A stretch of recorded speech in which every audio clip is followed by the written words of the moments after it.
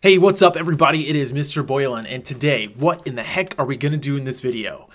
We are going to describe and calculate the relationships between volume, pressure, number of moles, and temperature for an ideal gas as described by Avogadro's law, Boyle's law, Charles's law, Gay-Lussac's law, and the combined gas law. Whew, that's a lot. So as always, let's break it down a little bit. Basically, we're going to look at what are the relationships that exist between pressure, temperature, volume, and number of moles. And we're going to use these things called gas laws. They all have really fancy names after the people who sort of worked with and helped us better understand the relationships between these things. But really, it's how does temperature relate to volume? How does pressure relate to temperature? Once we understand those relationships, then we're going to actually do some calculations where we figure out what is the pressure, temperature, volume, or number of moles using those gas laws. First things first, the gas laws are just simple mathematical relationships between the pressure, temperature, volume, and amount of a gas. And so again, the gas laws are all about just looking at and understanding the relationship between these four variables.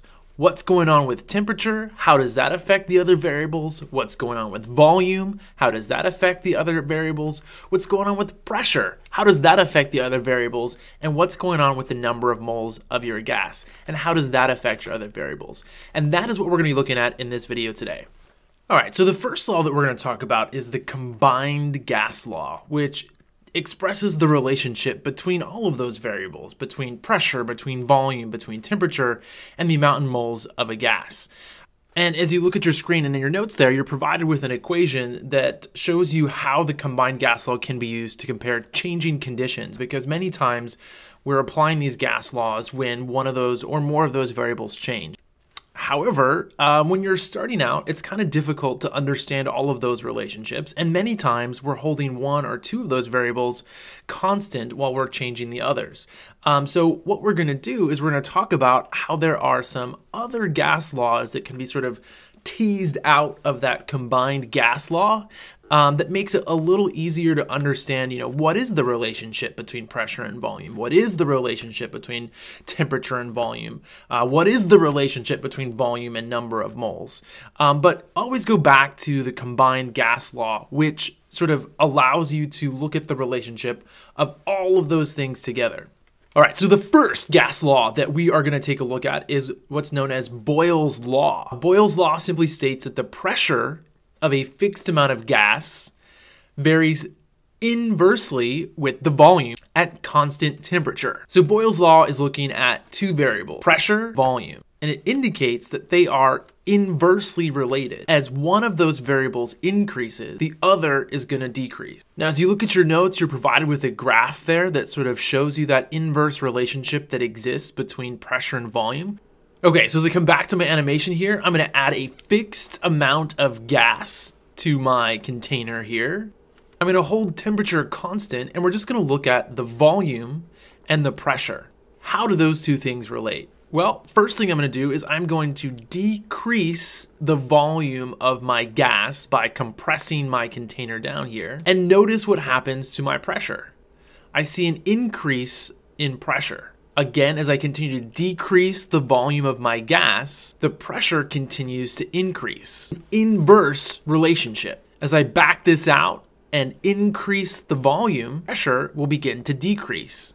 Increase the volume, decrease in pressure. Increase the volume, decrease in pressure. Boom! All right, the second gas law that we can sort of pull out of that combined gas law is what's known as Charles's law. Charles's law simply states that the volume of a fixed amount of gas varies directly with the Kelvin temperature at constant pressure. And these two things are directly related. In other words, as one of those variables increases, the other will increase as well.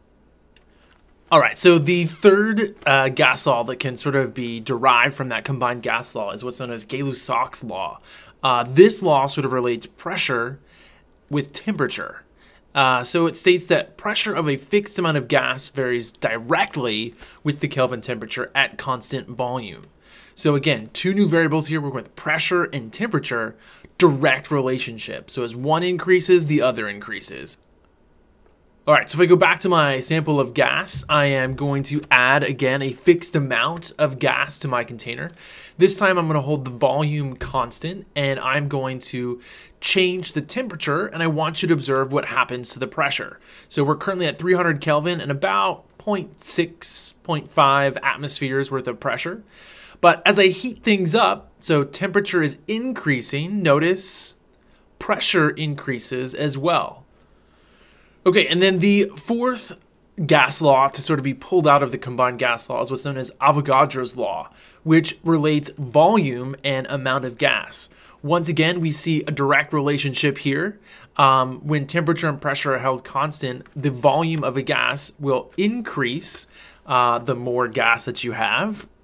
Okay, and so for this last gas law, Avogadro's law, we are going to look at just the variables of volume and number of moles of gas.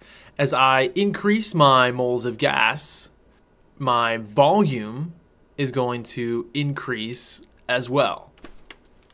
And as always, a quick reference to make note of where I pulled those graphs that you saw in your notes.